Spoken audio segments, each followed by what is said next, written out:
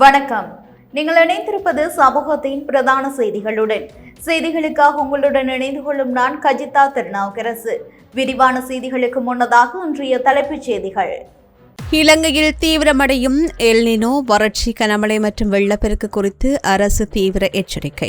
பெலியத்தவில் police உத்தியோகத்தரின் வீட்டின் மீது துப்பாக்கிச்சூடு, தீவிர விசாரணையில் போலீசார். 2022 அறகலிய போராட்ட கைது சட்டவிரோதமானது, உச்சநீதிமன்றம் வரலாற்று சிறப்புமிக்க தீர்ப்பு. இலங்கையில் சாராயம், விஸ்கி உள்ளிட்ட மதுபானங்களின் விலைகள் உயர்வு, பீர் விலையில் மாற்றமில்லை. 2026 கல்வி பொருளாதார உயர்தர பரீட்சை ஒத்திவைக்க கோரிய மனு நிராகரிப்பு, திட்டமிட்டபடி ஆகஸ்ட் மாதத்தில் இடம்பெறும் என்று அறிவிப்பு. தனியார் மருத்துவமனைகளில் மருத்துவ பரிசோதனைகளுக்கு கூடுதல் கட்டணம் வசூலித்தால் புகார் அளியுங்கள், நுகர்வோர் விவகார ஆணையகம் எச்சரிக்கை. யாழ்ப்பாணம் உள்ளிட்ட வடக்கின் முக்கிய நகரங்களில் அடுத்த ஆண்டு முதல் மெட்ரோ பேருந்து சேவை, அமைச்சர் விமல் ரட்நாயக்க அறிவிப்பு. மட்டக்களப்பில் அதிகரிக்கும் காட்டு யானைகளின் நடமாட்டம், பொதுமக்கள் அவதானத்துடன் இருக்குமாறு அதிகாரிகள் எச்சரிக்கை. மத்திய கிழக்கில் தீவிரமடையும் பதற்றம், உலகெங்கிலும் உள்ள அமெரிக்க பிரஜைகளுக்கு அவசர பாதுகாப்பு அறிவுறுத்தல். அவை எமது தலைப்புச் செய்திகள். இனி தொடர்பான விரிவான செய்திகள். இலங்கையில் எல்னினோ வானிலை நிலைமை மிக கடுமையாக தீவிரமடைந்து வருவதாகவும் அது எதிர்பார்த்ததை விட முன்னதாகவே வரவிருக்கும் நவம்பர் மாதத்திற்குள் தனது உச்சநிலையை எட்டக்கூடும் என்றும் சுற்றுச்சூழல் அமைச்சர் தம்மிக்க பட்டபெண்டி எச்சரித்துள்ளார். எல்னினோ நிகழ்வின் தாக்கம் குறித்து விழிப்புணர்வு ஏற்படுத்துகின்ற வகையில் ஊடகங்களுக்கு கருத்து தெரிவிக்கின்ற போது அமைச்சர் இந்த எச்சரிக்கையை விடுத்துள்ளார். ஜூலை முதல் செப்டம்பர் வரையில் நாடு முழுவதும் கடுமையான வறண்ட வானிலை நிலவும். செப்டம்பர் இறுதியில் ஓரளவு மழைப்பொழிவு எதிர்பார்க்கப்படுகின்றது. அக்டோபர் முதல் டிசம்பர் வரையில் நாட்டின் பல பகுதிகளில் கனமழை பெய்யக்கூடும். இதனால் ஆண்டின் இறுதியில் வெள்ளப்பெருக்கு ஏற்படுவதற்கான வாய்ப்புகளும் அதிகம். இது இலங்கைக்கு மட்டும் உரியதல்லாத ஒரு உலகளாவிய சுற்றுச்சூழல் சவால் என்று குறிப்பிட்ட அமைச்சர், இந்த நிலையை எதிர்கொள்ள அரசு நிறுவனங்கள் ஏற்கனவே வலுவான நடவடிக்கைகளை எடுத்து வருவதாக வலியுறுத்தினார்.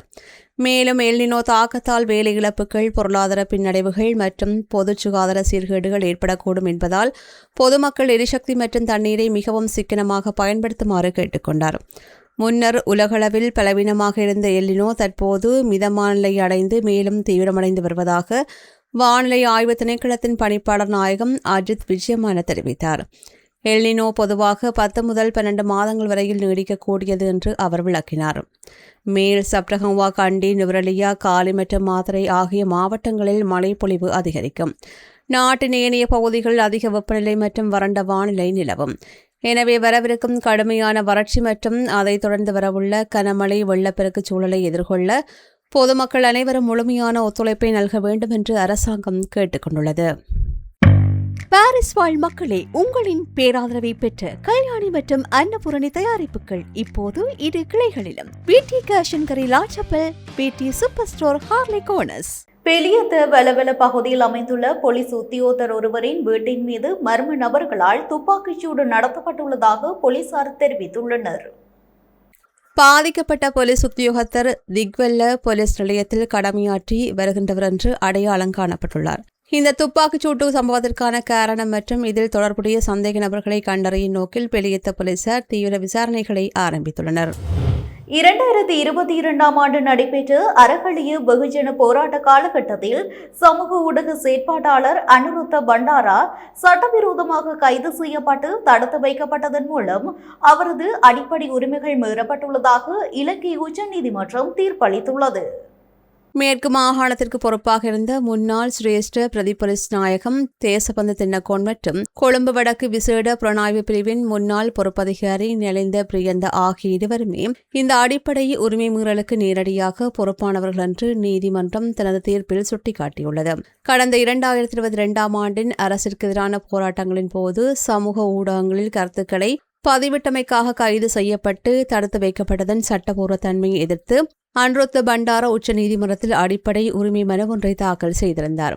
இந்த மனுவை விரிவாக ஆராய்ந்த உச்சநீதிமன்றம் அரசு அதிகாரிகளின் இத்தகைய நடவடிக்கைகள் அரசியலமைப்பால் உத்தரவாதம் அளிக்கப்பட்ட அடிப்படை உரிமைகளை மீறுகின்ற செயல் என்று உறுதி செய்து இந்த முக்கிய தீர்ப்பை வழங்கியுள்ளது.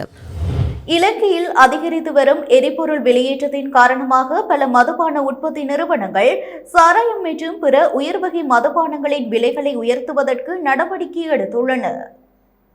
தொழிற்துறை வட்டாரங்கள் மற்றும் ஊடக அறிக்கைகளின்படி புதிய விலை உயர்வின் விவரங்கள் பின்வருமாறு அறிவிக்கப்பட்டுள்ளது. அதிகம் விற்பனையாகும் சாராயம் 750 மில்லிலிட்டர் போத்தலின் விலை ரூ.20 ஆகும். அரை போத்தலின் விலை ரூ.10 உயர்த்தப்பட்டுள்ளது. ஒரு போத்தலின் விலை 50 ரூபாயில் உயர்த்தப்பட்டிருக்கின்ற பின்னணியில் போத்தல் ஒன்றின் விலை ரூ.100 வரையில் உயர்ந்துள்ளமை குறிப்பிடத்தக்கது. இருப்பினும் மற்ற மதுபானங்களின் விலைகளில் மாற்றங்கள் செய்யப்பட்டிருந்த போதிலும் பியர் விலைகளில் எந்தவிதமான மாற்றங்களும் செய்யப்படவில்லை என்று உற்பத்தி நிறுவனங்கள் தெளிவுபடுத்தியுள்ளன. 2026 ஆண்டு ஆகஸ்ட் மாதம் நடைபெறவுள்ள காபோது உயர்தர பரீட்சையை 2 மாதங்களுக்கு ஒத்திவைக்குமாறு கோரி மாணவர்கள் குழுவினால் தாக்கல் செய்யப்பட்ட ரிட் மனுவை மேல்முறையீட்டு நீதிமன்றம் எவ்வித பரிசீலனையும் இன்றி தள்ளுபடி செய்துள்ளது. வரவிருக்கும் உயர்தர பரீட்சைக்கு தயாராகி வருகின்ற மாணவர்கள் குழு ஒன்று தங்களுக்கு மேலதிக கால அவகாசம் தேவைப்படுவதாக சுட்டிக்காட்டி பரீட்சை 2 மாதங்கள் பிற்போடுமாறு உத்தரவிடக் கோரி இந்த மனுவை தாக்கல் செய்திருந்தது. இந்த மனுவை பரிசீலனைக்கு எடுத்துக்கொள்ளாமலேயே தள்ளுபடி செய்த மேல்முறையீட்டு நீதிமன்றம் திட்டமிட்டபடி பரீட்சைகளுக்கான நடவடிக்கைகளை தொடர்ந்து முன்னெடுத்துச் செல்ல அனுமதி அளித்துள்ளது. இதன்படி 2026 ஆண்டுக்கான கல்வி பொதுத்தர உயர்தர பரீட்சைகள் ஏற்கனவே திட்டமிட்டபடி 2026 ஆகஸ்ட் மாதத்தில் தொடங்கும் என்பது உறுதி செய்யப்பட்டுள்ளது. யாழ்ப்பாணத்தில் உள்ள தனியார் மருத்துவமனை ஒன்று முழு இரத்த எண்ணிக்கை பரிசோதனைக்கு அரசு நிர்ணயித்த கட்டணத்தை விட அதிகமாக வசூலித்ததாக எழுந்த புகார்களை தொடர்ந்து மருத்துவ ஆய்வக பரிசோதனைகளுக்கான அதிகபட்ச கட்டணங்கள் குறித்து நுகர்வோர் விவகார ஆணையம் தெளிவுபடுத்தியுள்ளது. 2003 ஆண்டின் 9ஆம் இலக்க நுகர்வோர் விவகார ஆணையத்தின் சட்டப்பிரிவு 20 5 கீழ் வெளியிடப்பட்டுள்ள ஆணையன் 67 29 ஜூலை 2020 படி பின்வரும் சோதனைகளுக்கான அதிகபட்ச சில்லறை விலைகள் நிர்ணயிக்கப்பட்டுள்ளன.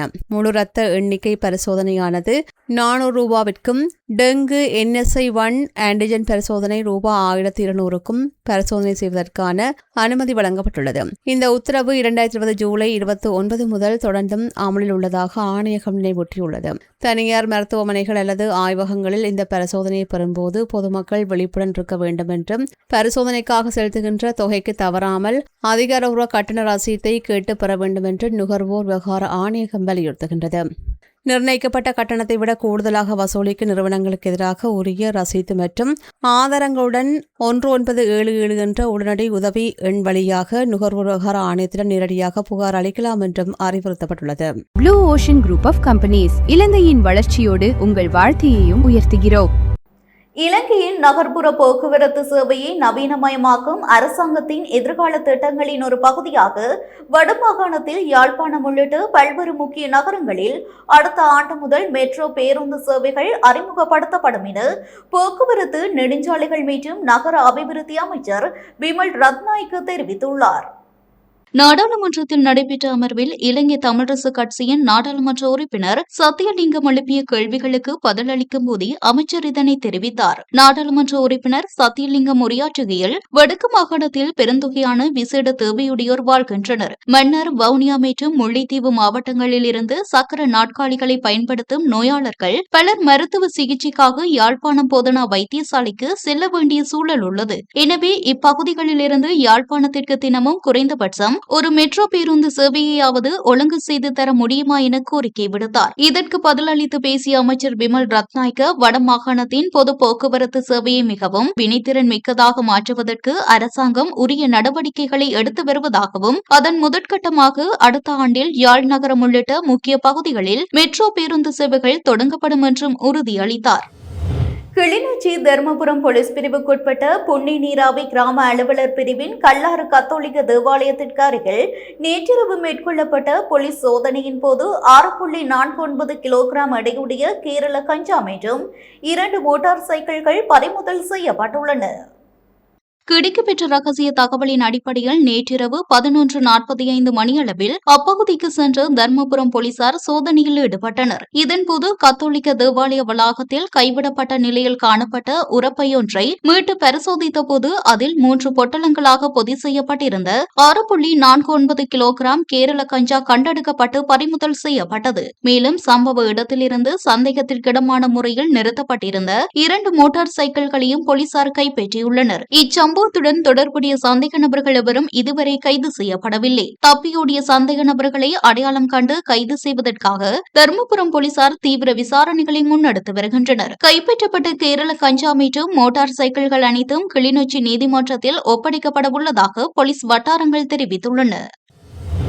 மட்டக்களப்பு மண்முனை மேற்கு பிரதேச செயலகத்திற்குட்பட்ட உன்னிச்சை 6ஆம் கட்டை மற்றும் 7ஆம் கட்டை ஆகிய பகுதிகளில் கடந்த சில வாரங்களாக காட்டு யானைகளின் நடமாட்டம் கணிசமாக அதிகரித்துள்ளதால் அப்பகுதி பொதுமக்கள் மிகவும் எச்சரிக்கையுடனும் அவதானத்துடனும் செயற்படுமாறு அறிவுறுத்தப்பட்டுள்ளனர். அப்பகுதிகளில் உள்ள யானை வேலிகளை உடைத்துக் கொண்டு யானைகள் குடியிருப்பு பகுதிகள் மற்றும் விவசாய நிலங்களுக்குள் ஊடுருவுவதால் மனித உயிரிழப்புகள் மற்றும் உடைமை சேதங்கள் ஏற்படும் அபாயம் உருவாகியுள்ளது. இப்பிரச்சினை தொடர்பில் பிரதேச அபிவிருத்தி குழு தலைவர், மண்முனை மேற்கு பிரதேச செயலாளர் மற்றும் வனஜீவராசிகள் திணைக்கள அதிகாரிகள் ஆகியோர் இணைந்து அவசர கலந்துரையாடல் ஒன்றை மேற்கொண்டனர். இதன் அடிப்படையில் இன்று பிற்பகல் முதல் வனஜீவராசிகள் திணைக்களத்துடன் இணைந்து 2 விசேட கண்காணிப்பு அணிகள் நியமிக்கப்பட்டு யானைகளை விரட்டும் தற்காலிக நடவடிக்கைகள் உடனடியாக ஆரம்பிக்கப்பட உள்ளதாக அதிகாரிகள் தெரிவித்துள்ளனர். மாலை 6 மணி முதல் காலை 6 மணி வரை அவசியமற்ற பயணங்களை தவிர்க்கவும், யானைகள் தென்பட்டால் அவற்றின் அருகில் செல்லாமல் உடனடியாக வனஜீவராசிகள் திணைக்கள அலுவலகத்திற்கு தகவல் தெரிவிக்கவும், மின்சார விளக்குகள் அல்லது பட்டாசுகளை தனியாக பயன்படுத்தி யானைகளை விரட்ட முயற்சி செய்ய வேண்டாம் என அறிவுறுத்தப்பட்டுள்ளது. இதனிடையே இப்பிரச்சினைக்கு நிரந்தர தீர்வாக குறித்த காட்டு யானைகளை மாவட்ட எல்லையை கடந்து அப்புறப்படுத்துவதற்கான அடுத்த கட்ட நடவடிக்கைகள் விரைந்து மேற்கொள்ளப்படும் என மாவட்ட நாடாளுமன்ற உறுப்பினர் கந்தசாமி பிரபு உறுதியளித்துள்ளார். லிந்துலை மாவசலை மேற்பிரிவு தோட்டத்தில் கோழிக்கறி தொடர்பாக ஏற்பட்ட தகராறில் மகனால் கொடூரமாக தாக்கப்பட்ட தந்தை சிகிச்சை பலனின்றி நேற்று காலை நுவரெலியா மாவட்ட பொது மருத்துவமனையில் உயிரிழந்துள்ளார். இச்சம்பவத்தில் லிந்துலை மாவசலை மேல்பிரிவைச் சேர்ந்த அந்தோணி ராஜா என்பவரே உயிரிழந்தவர் என நுவரெலியா போலீசார் உறுதிப்படுத்தியுள்ளனர். சில நாட்களுக்கு முன்னர் வீட்டில் கோழிக்கறி தொடர்பாக தந்தைக்கும் மகனுக்கும் இடையே ஏற்பட்ட தகராறில் மகன் தந்தையை கடுமையாக தாக்கியுள்ளார். இதனால் படுகாயமடைந்த தந்தை நுவரெலியா மருத்துவமனையின் தீவிர சிகிச்சை பிரிவில் அனுமதிக்கப்பட்டு சிகிச்சை பெற்று வந்த நிலையில் நேற்று காலை பரிதாபமாக உயிரிழந்தார். தாக்குதல் சம்பவத்தை தொடர்ந்து தலைமறைவாக இருந்த சந்தேக நபரான மகன் கடந்த 19ஆம் தேதி லிந்துலை போலீஸ் நிலையத்தில் சரணடைந்தார். அதனைத் தொடர்ந்து மேற்கொள்ளப்பட்ட போலீஸ் விசாரணைகளின் பின்னர் கடந்த 20ஆம் தேதி அவர் நுவரெலியா நீதவான் நீதிமன்றத்தில் ஆஜர்படுத்தப்பட்டார். அவரை எதிர்வரும் 27ஆம் தேதி வரை விளக்கமறியலில் வைக்குமாறு நீதவான் உத்தரவிட்டுள்ளதாக லிந்துலை போலீஸ் நிலைய பொறுப்பு அதிகாரி தெரிவித்துள்ளார். இச்சம்பவம் குறித்து லிந்துலை போலீசார் மேல் விசாரணை நடாத்தி வருகின்றனர். மத்திய கிழக்கு பிராந்தியத்தில் மீண்டும் அதிகரித்துள்ள கொந்தளிப்பான சூழல் மற்றும் பாதுகாப்பு அச்சுறுத்தல்கள் காரணமாக உலகெங்கிலும் உள்ள அனைத்து அமெரிக்க பிரஜைகளும் மிகுந்த எச்சரிக்கையுடனும் விழிப்புடனும் இருக்குமாறு அமெரிக்க வெளியுறவுத்துறை உலகளாவிய அவசர பாதுகாப்பு எச்சரிக்கையை விடுத்துள்ளது. மத்திய கிழக்கில் நிலவும் சிக்கலான பாதுகாப்பு சூழல் காரணமாக எதிர்பாராத விதமாக பதற்றம் மேலும் தீவிரமடைய வாய்ப்புள்ளதாக அமெரிக்க வெளியுறவுத்துறை தனது அறிக்கையில் சுட்டிக்காட்டியுள்ளது. மேலும் மத்திய கிழக்கு பிராந்தியத்திற்கு வெளியே அமைந்துள்ள அமெரிக்க தூதரகங்கள் மற்றும் முக்கிய இடங்கள் மீதும் தாக்குதல்கள் நடத்தப்படக்கூடிய அபாயம் உள்ளதாக எச்சரிக்கப்பட்டுள்ளது. மத்திய கிழக்கு பிராந்தியத்தில் தற்போது தங்கியிருக்கும் அமெரிக்கர்கள் விமான சேவைகள் ரத்து செய்யப்படுதல் மற்றும் பயண இடையூறுகள் ஏற்படுவது குறித்து விழிப்புடன் இருக்க வேண்டும். மத்திய கிழக்கிற்கு வெளியே உள்ள அமெரிக்க பிரஜைகள் அப்பிராந்தியம் வழியாக பயணம் செய்வதையோ அல்லது அங்கு விஜயம் செய்வதையோ மறுபரிசீலனை செய்து தவிர்க்குமாறு அறிவுறுத்தப்படுகிறார்கள். மத்திய கிழக்கில் நிலவும் சூழலை அமெரிக்க அரசாங்கம் தீவிரமாக கண்காணித்து வருவதாக தெரிவிக்கப்பட்டுள்ளது. நடப்பு 2026ஆம் ஆண்டில் 2,50,000 இலங்கையர்களுக்கு வெளிநாட்டு வேலைவாய்ப்புகளை வழங்கிட இலக்கு நிர்ணயித்துள்ளதாக இலங்கை வெளிநாட்டு வேலைவாய்ப்பு பணியகம் அறிவித்துள்ளது. இந்த வேலைவாய்ப்புகள் அனைத்தும் இலங்கை அரசாங்கம் மற்றும் பணியகத்தில் பதிவு செய்யப்பட்டு அங்கீகரிக்கப்பட்ட முகவர் நிறுவனங்கள் மூலம் பாதுகாப்பான முறையில் வழங்கப்படும் என தெரிவிக்கப்பட்டுள்ளது. மத்திய கிழக்கு நாடுகளில் நிலவும் போர் பதற்றம் மற்றும் ராணுவ சூழல் காரணமாக வேலைவாய்ப்புக்காக வெளிநாடு செல்லும் இலங்கையர்களின் எண்ணிக்கையில் சற்று குறைவு ஏற்பட்டுள்ளது. இருப்பினும் தொழிலாளர்களின் பாதுகாப்பை உறுதி செய்யும் வகையில் அதிக ஊதியம் தரும் பாதுகாப்பான நாடுகளுக்கும் இடங்களுக்கும் அவர்களை வழிநடத்த பணியகம் சிறப்பு நடவடிக்கைகளை மேற்கொண்டு வருகிறது. 2026 2026ஆம் ஆண்டில் இதுவரை மொத்தம் 1,43,087 இலங்கையர்கள் வேலைவாய்ப்பிற்காக வெளிநாடுகளுக்கு சென்றுள்ளனர். மேலும் திறன் சார்ந்த பணிகளுக்காக 73,623 தொழிலாளர்களும், திறன்சாரா பணிகளுக்காக 69,494 தொழிலாளர்களும் சென்றுள்ளதாக பணியகத்தின் தரவுகள் தெரிவிக்கின்றன. இலங்கை தொழிலாளர்கள் அதிகம் விரும்பும் நாடுகளில் ஒன்றான இஸ்ரேலுக்கு 14,000 தொழிலாளர்களை அனுப்ப திட்டமிடப்பட்டு இதுவரை 7,873 பேர் அங்கு சென்றுள்ளனர். அதேபோன்று தென்கொரியாவிற்கு 8,000 தொழிலாளர்களை அனுப்ப எதிர்பார்க்கப்படும் நிலையில் இதுவரை 4,794 பேர் பணியில் இணைந்துள்ளனர். வெளிநாடுகளில் பணியாற்றும் இலங்கை தொழிலாளர்கள் மூலமாக நாட்டின் பொருளாதாரத்திற்கு பெருமளவு அந்நிய செலாவணி கிடைத்துள்ளது. 2026 ஜனவரி முதல் ஜூன் வரையிலான முதல் 6 மாத காலத்தில் மட்டும் வெளிநாட்டு இலங்கை தொழிலாளர்கள் 4.6 பில்லியன் அமெரிக்க டாலர்களை இலங்கைக்கு அனுப்பியுள்ளதாக தரவுகள் மூலம் உறுதிப்படுத்தப்பட்டுள்ளது. இத்துடன் நமது பிரதான செய்திகள் நிறைவடைகின்றன. தொடர்ந்தும் சமூகத்துடன் இணைந்திருங்கள். வணக்கம். எமது RIP பேச்சுக்கு கிடைத்த மரண அறிவித்தல்கள். நாவலப்பிட்டியை புறப்படமாகவும் வதிவிடமாகவும் கொண்டிருந்த தேவகல்யாணி அவர்கள் 23/7/2026 வியாழக்கிழமை அன்று காலமானார். யாழ்ப்பாணம் கந்தர்மடத்தை புறப்படமாகவும் சுதுமலை தெற்கு சுதுமலையை வதிவிடமாகவும் கொண்டிருந்த திருமதி பத்மராஜா கயல்விழி கனி அவர்கள் 21/7/2026 செவ்வாய்க்கிழமை அன்று காலமானார். நுவரெலியாவை புறப்படமாகவும் கொட்டகலை விஷ்ணுபுரத்தை வதிவிடமாகவும் கொண்டிருந்த திரு தினேஷ்குமார் அவர்கள் 22/7/2026 புதன்கிழமை அன்று காலமானார். மேலே அறிவிக்கப்பட்ட அனைத்து மரண அறிவித்தல் இறுதிக்கிரியை பற்றிய தகவல்களை அறிந்து கொள்ள ரிப் பேஜை பார்வையிடுங்கள். இதற்கான லிங்க் கீழிருக்கும் டிஸ்கிரிப்ஷனில் பார்வையிடலாம். இது போன்ற செய்திகளை தெரிந்து கொள்ள சமூகம் நியூஸ் சேனலை சப்ஸ்கிரைப் செய்து அருகில் உள்ள பெல் பட்டனை கிளிக் செய்யுங்கள். மேலும் இது போன்ற செய்திகளை உடனுக்குடன் தெரிந்து கொள்ள சமூகமீடியா.com என்ற இணையதளத்தின் வாயிலாகவும் எங்களுடன் இணைந்திருங்கள்.